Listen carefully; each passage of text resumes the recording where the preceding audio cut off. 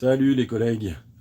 Bon, ma camarade Selma Labib, que je vous invite à suivre sur les réseaux sociaux, qui est conductrice à la RATP et puis porte-parole du NPAR, a déjà fait une réaction sur notre actualité, mais je vais mettre mon grain de sel.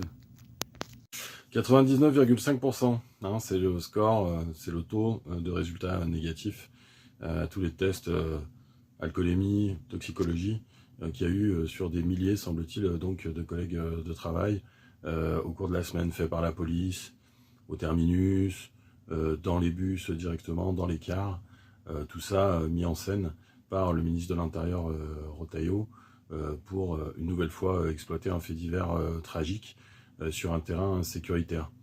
Bon, on aimerait savoir hein, si tous les corps de métier, en particulier ceux qui nous contrôlent, atteindraient ce score de 99%.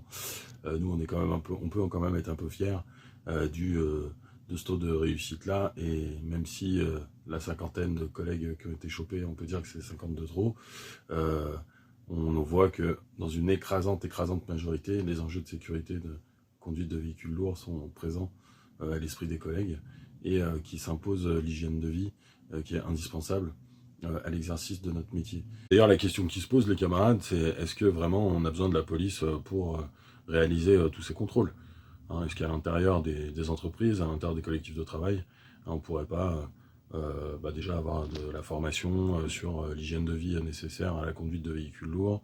Est-ce qu'on n'aurait pas suffisamment l'occasion de se renseigner là-dessus et de se mettre une pression pour que l'hygiène de vie s'impose à tous pour la sécurité de nous-mêmes et de nos passagers?